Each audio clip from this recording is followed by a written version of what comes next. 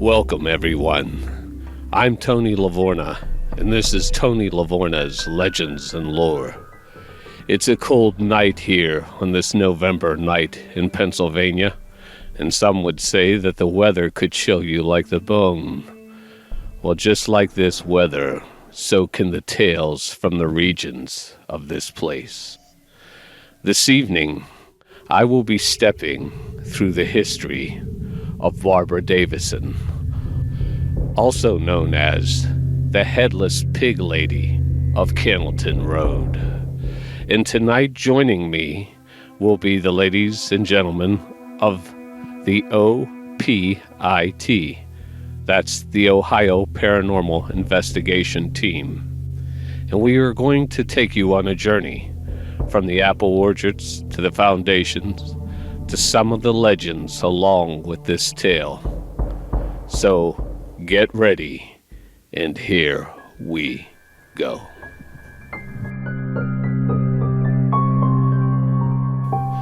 Melissa, how are you tonight? A little bit cold. Excited for doing this.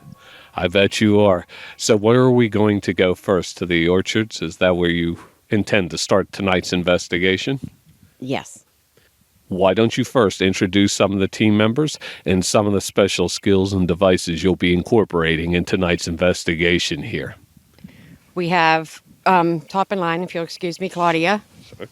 This is Claudia Eskin. Hi. And she usually is in charge of our voice recordings, electronic voice phenomenons, EVPs, and things like that. We have Michael Netherland. He's our technical support. Anything that goes wrong, we go to Michael. We have Eddie.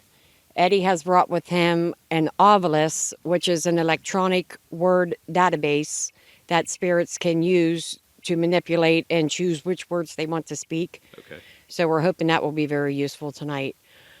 We have Michelle Stowers with us. Hello. She takes care of our video and our surveillance, and she does the video reviews. And me.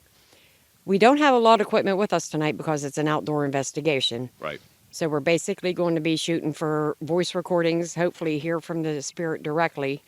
We'll be using the Ovilus and our cameras and video, and hopefully We'll capture something. with some cooperation, hopefully we'll have something to show for it. Please bear with us. It is very cold, as Melissa had mentioned. Sometimes the technical aspect of this is a little bit difficult, but we're going to, with the permission of the people who own this property, begin our investigation. Here we go.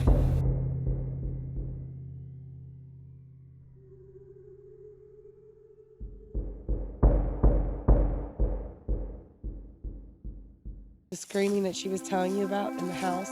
Okay. It sounded like a lady screaming, going up and down. And at the time, she knew nothing about This the tale. history here. Okay. And then because I had found out, I told her, and that's when I had teased her and said what it was. Okay. So she had no clue.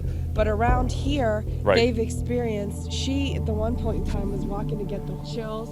She heard these weird noises. Okay. And she just did not like What she was she was feeling. experiencing, and she just got what she had to do, get the horses and get back in there.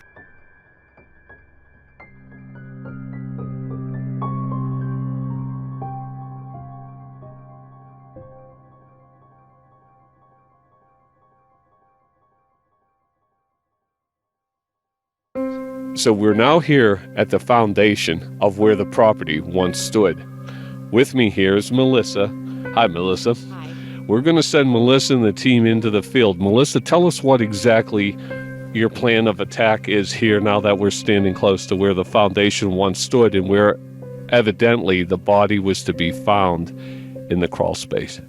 Okay, we're going to start out with trying to make communication right off the bat. We'll do a couple short EVP burst sessions. That's where I record just a few simple questions and give her time to answer, and then we'll play them back right now and see if there is any response. That way we'll know if she already knows we're here and if she's following us around. Take a few pictures to see if we see any spirit activity in the photos. Excellent. We're going to go from there. Okay, team, let's get it together and we'll go ahead in. Barbara, do you know who it was that killed you? Okay, now I'm going to play this back. What we're going to attempt to do is now play the recording back to see if anything was picked up on the reading. Hello, my name is Missy. I brought a group of people with me tonight. We have multiple things that you can use here to communicate with us. We are trying to make contact with Barbara. Are you here with us right now, Barbara?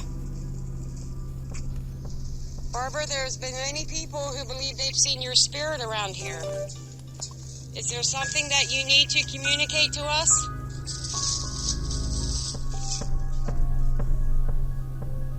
There's something there. Did you hear that? There is something about roughly 3 minutes in. Something that you need to communicate to us? Let me go back to Melissa. They think they found something. Did you hear something on the tape? It definitely says help me. I'm not sure how good the mic will pick it up, but I ask her a question and you can hear the weeds rustling. Okay. Just about 3 seconds after it gets good and quiet, you hear clearly help me. People who believe they've seen your spirit around here. Is there something that you need to communicate to us?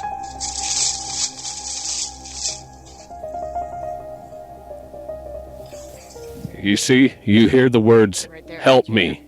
Is there something that you need to communicate to us?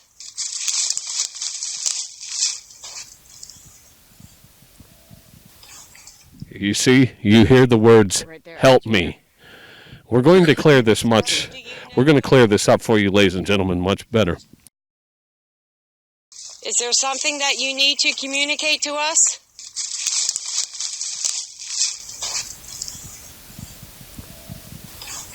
You see, you hear the words, help me.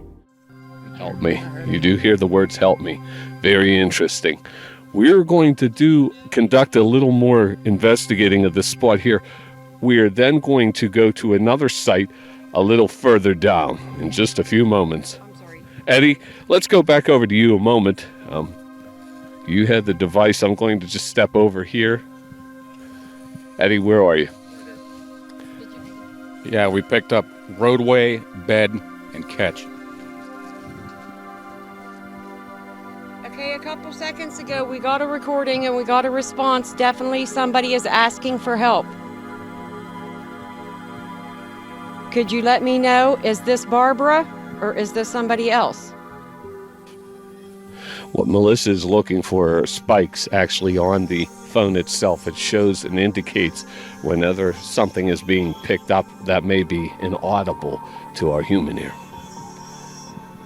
Okay, everybody stand real still, please.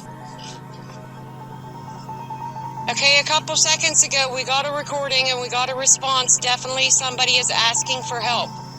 I didn't get it. Nothing that time. Okay, well, we're going to conduct a little bit longer for a moment, and then we are going to go on to the next site in just a moment, ladies and gentlemen. I'm here now, I think is the words that we're saying. I'm here now. Did you hear it? I'm here now. It sounds like a male, though, doesn't it? So, are we looking for the ghost of Barbara Davidson, or perhaps her unknown killer? The words seem to say, I'm here now. Hello, Barbara. It's us again.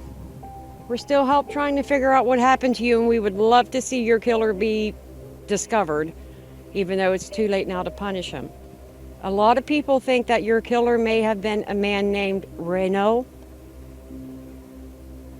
If it's that man, could you let us know just by saying yes or no? Did somebody say no? Did one of you guys whisper right here behind us? Okay, well, me and Michelle both heard that, so let's see if we caught it. Kind of like that? Is that how you heard it? Like, I don't know. Does that sound like a male? If it's that man, could you let us know just by saying yes or no? So perhaps then things have taken a turn for the worst here is perhaps we're talking to the perpetrator of the crime, perhaps. We're now going to gather up and go on to the next site, and we'll see what happens. Stay tuned. We're going to take a moment to set up our camera And Melissa, I don't know where you went to, but there she is. Okay, we'll get Melissa and Claudia and Michelle and the team over here. I guess this would be a good spot to go ahead and set the equipment up or utilize whatever you want to utilize. Yeah, we really don't have to set up. I think we pretty much got it all in hand. You've got your obelisk turned on, right? So that's another thing that we have for the spirits to help communicate. They won't record.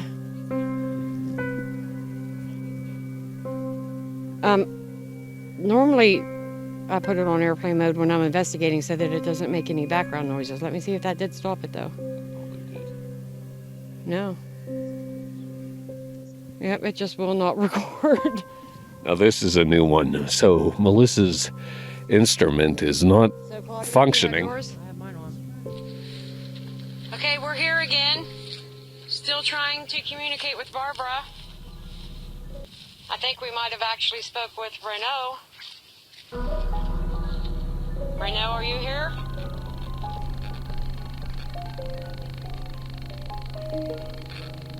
Is Barbara here? That's very common. So what are we hearing? We're hearing like a clicking or interference of some sort. It's an electronic interference, so I believe there was a spirit that was trying to use this, but probably just not realizing how. We've picked it up quite a few times during investigations, and it's just like a weird interference, and then it'll go away. Is there anything you need to tell us right now? See, it's like them trying to respond. Is there anything you would like to tell the owner of the property?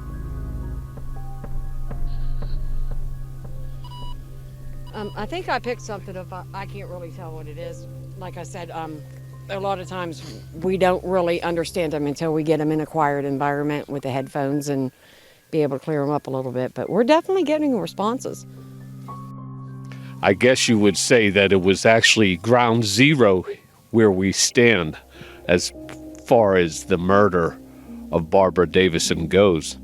Now, we were lucky to secure what we believe to be some of the electronic voice apparatus, and possibly captured some things that on tape that we will have to go back and look at again.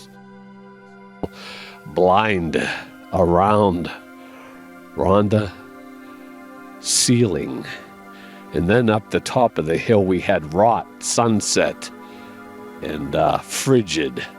So some of these terms and words quite odd. So not much that I can make from that at this point, but we're going to continue further on with our investigation, and hopefully the team will find us something else to mull over. That's another thing, ladies and gentlemen, that always seems to happen. Batteries die, equipment gets drained quite quickly. Now, some skeptics would probably argue it's the cold weather that's doing that, but more than likely, no. I told you earlier, I live here too. Are you stuck here? I hear a very faint response, but I can't.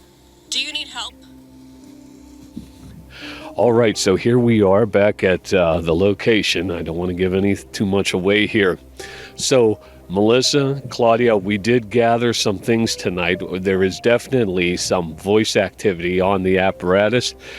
There is some debate, though, and I'm going to let you talk a little bit about that because you hear one thing, Claudia, you hear another. Go ahead, Melissa, I'll give you the mic first. Okay, so when we were trying to figure out who it was that was there that we were talking to, I assumed it was Barbara, and I'm asking if she could tell us who it was that killed her. I thought we heard, I don't know.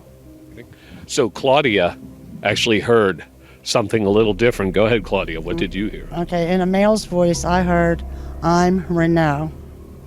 I'm Renault. So we know from history, we suspect that could be a possible murderer for Barbara Davidson.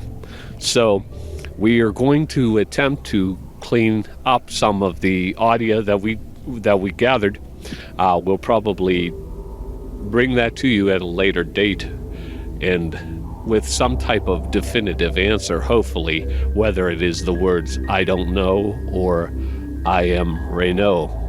So, as we sit at this location and we lament over the things that we learned tonight, we have no definitive answer on who killed Barbara Davidson. Perhaps that'll be a mystery for the ages, one of many in this rather interesting and lonely place in Pennsylvania. Ladies and gentlemen, I'm Tony Lavorgne, your host for Tony Lavorgne's Legends and Lore. I would like to thank the ladies and gentlemen of the OPIT team tonight. Please give us a rate, like, and listen, and we are a part of the Social Voice Project. Have a good evening.